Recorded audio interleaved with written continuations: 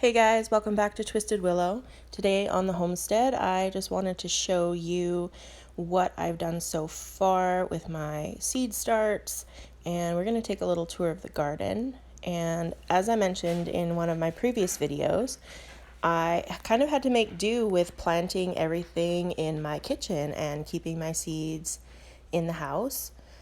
So I bought this little rack. I had it just sitting in my shop, so I thought this would be perfect for the seedlings. It's on wheels.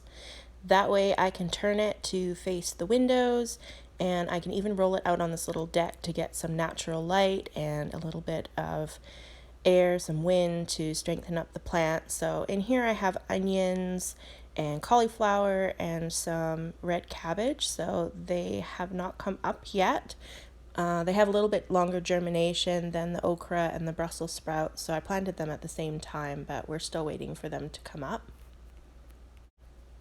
And actually, I can see that a couple of the onions have come up. So this is our original tray that we planted. That was in my first video. These are our hot peppers, our Brussels sprouts, our celery, and our okra. As you can see, the okra and the Brussels sprouts have germinated and sprouted, and we have little seed starts. That is the tray of okra that did not come in. That was from some saved seeds last year, so I think we'll have to replant those. I'm also thinking I may have to replant that celery, but we'll see. And here lower down we have our onions. And this is where we left off last time. I had soaked the seeds and I broadcast them into bigger pots, and I just plant them in bunches in my garden. We did that last year and it was really successful, so we're going to do that again. And these are our loofahs. So they're a little more finicky. They have a longer germination rate, so we'll just see how they go. And these are some sweet potato slips. They're not great because they've been sitting on the windowsill for much too long, but we're going to give them a chance. I have more coming as well, so I'm not too worried if these ones don't make it. So we'll go back to our okra and see if we can plant some new seeds. So this is an okra pod that I saved from the okra that I had planted in my garden from last year. And this is from the same seeds that we planted, the ones that did sprout, the ones that did make a start. It's the same variety from the same company. So I have a little bit more optimism. I think maybe the seeds were able to mature better in the pod. Maybe there was some difference because the other ones I just took out of a piece of okra. So we'll just break this apart here, and excuse my swollen hands. I had like majorly swollen hands today. And we're just going to see what these seeds look like. These were way more difficult than I thought they would be to get out of the pod. It is very hard and very fibrous, and it's taken a little bit of work here to get it open. As you can see, there are seeds inside, and I'm pleasantly surprised because these seeds are much bigger. They are much more symmetrical. They're almost perfectly round.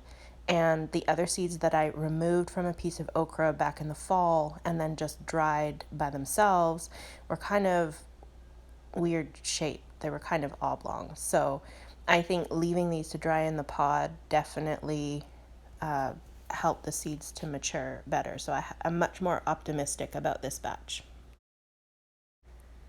So same as before, we're going to place these seeds in a bowl and we're going to soak them in some water for a few minutes.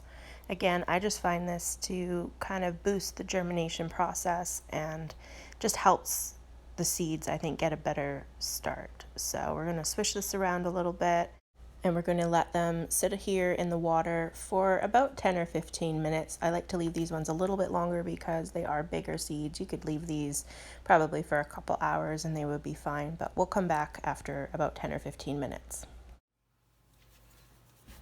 Our seeds have had a really good soak, and so now I am just remaking the holes. I'm not worried about taking the old seeds out. I'm just making holes to put the new fresh seeds in.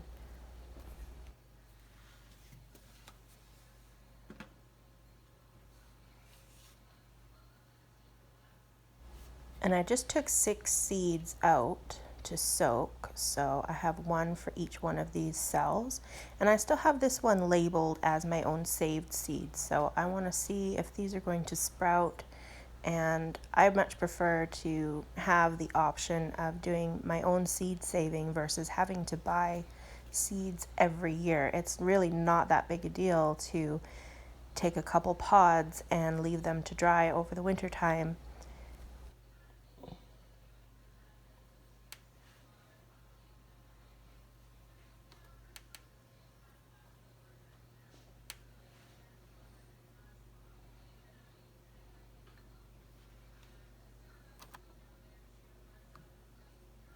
So here I'm just going to very lightly push a little bit of the peat moss back over the opening of the hole, just so that the seed has a very loose covering over it. It's just going to help to keep it nice and dark and moist in there so that the seed can germinate. I really like planting okra. They're usually the first seedling, as they were this year, the first seedling to come up, and they're really nice, thick, kind of robust little seed start. So it's always so optimistic when you're starting your seeds for the year to see such robust little plants coming up.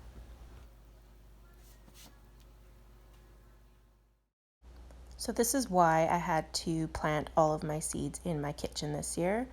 It was a good sized greenhouse and it collapsed under our first snowfall.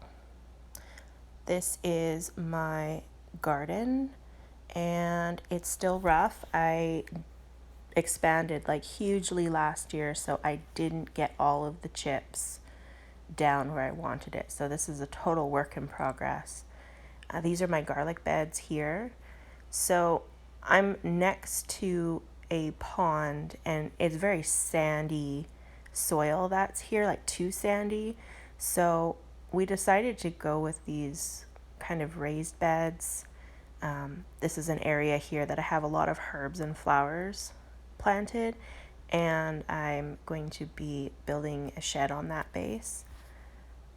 So that will be up and coming in a future video. This is some of my strawberries, and I have some asparagus planted right here. This is kind of as far as we got. A few herbs next to here. We have a catnip here, and I really hope to continue developing this area, but it looks like the strawberries have survived our harsh cold. Anyways, as I was saying, we went with kind of a raised bed, above ground, no-till garden method. So we had piles and piles of compost left here by the previous owners. So we've been here for just about 2 years now. And we did kind of a hugelkultur-like raised bed where we put a straw core and then we use those mountains and mountains of compost to create these raised beds. And then last year we began the mulching process. So unfortunately, our winter came in so fast and we still had tomatoes ripening, cucumbers ripening, all sorts of things still growing and thriving in the garden when the snow came in. So I didn't get a chance to clean any of this up. So we're going to be doing a lot of cleaning up as we plant. So this one I've kind of already taken down a lot of the vines and things like that. This section here where I have the trellises. So I've just thrown kind of all the old stuff, the ratty stuff from last year, and thrown it in the aisles. And I'm just going to let that contribute to the mulch. And this is our cabbage and Brussels sprout bed from last year. So again, a raised bed pattern. It was really great because in the same amount of space that I would be able to grow 1 or 2 rows of cabbage, I actually got 3 rows out of each one of these beds. So not only has it helped with the sandy soil issue that we have underneath, but it's also increased the surface area and allowed us to sneak in an extra row in every single one of these beds without having to add any more pathways. A plus gardening this way is, oh, there's an onion that got left, but that's okay because it will sprout this year and hopefully give us some seeds. So last year at this time, this part of the garden actually didn't exist. So this is a millet bed here, so I was experimenting with growing my own millet, which is the base of my homemade chicken feed. You can see a little bit left there. So I didn't get to harvesting all of this, as you can see, so I'm pretty sure that this has reseeded itself. So I want to leave the fallen grass to mulch and to kind of keep out the weeds. This was our corn patch. It's right next to the millet patch, and corn didn't do so well, but I really planted it too late, and I was having some water issues last year, so it wasn't great, but we're going to try it again this year. I have a couple fruit trees also planted throughout here. I'm hoping to plant some more fruit trees kind of interspersed here.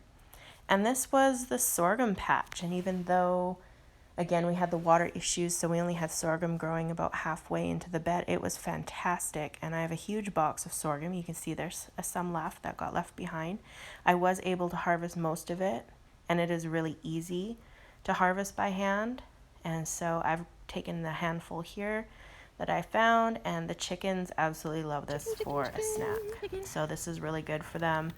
They can have a grain that is naturally hull-less, does not have a hull, and that makes it a low inflammatory grain. That is why we do not use wheat, corn, or soy in our feed, because we are going with a more low inflammation diet for them.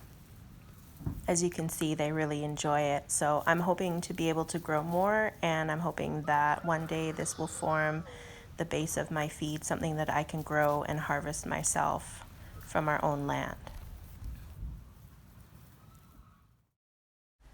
We're back in the garden now. This is right next to the sorghum patch. This is a huge compost pile. This was left here by the previous owners, and we've kind of added some stuff to it. You can see the layers. I have a lot of wood shavings here that, again, were just left here by the previous owner. It's not broken down yet, so I do want to expand the garden into this area, and we will use this compost, but it's not going to be this year. We're just going to probably clean up all the grass and weeds on the side and get that to compost down. So further on around, we can see these were our Swiss chard, broccoli, cauliflower, green cabbage, kind of whatever beds. And it was fantastic. We were still picking, even at -20 weather in December, I was still out here picking the odd broccoli floret that came.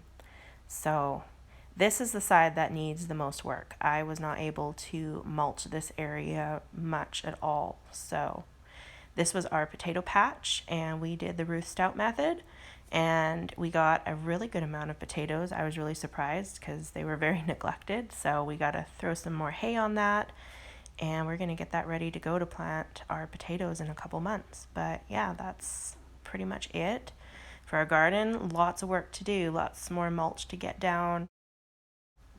So while I'm here, I thought that I would plant some peas. And I don't really eat peas because, like I said, I'm trying to avoid inflammation. So I don't really eat much for legumes, but the animals absolutely love them, and I ferment them for them so that they're not so inflammatory. And they're also nitrogen fixers, which, I want to pull some nitrogen down into the soil, and it will help to improve some of the other plants that we're going to put here. So I'm clearing away the mulch. I'm planting my seed in the composted soil underneath. You can see it's really nice and rich underneath the mulch, and it's quite moist too. So I'm really liking the mulching method. This is the first time that I've ever gardened this way. And so I'm just replacing the mulch over top, but not totally covering the hole where I planted. It turned out to be such a beautiful afternoon. I was able to roll my seedlings out onto the deck to get some natural light and some fresh air. There's a few of these Brussels sprouts that are a little leggy, as they have not been getting enough light. So this was really nice to see them outside and get them in the natural sunlight. Thanks for following along with me today, and we'll see you next time.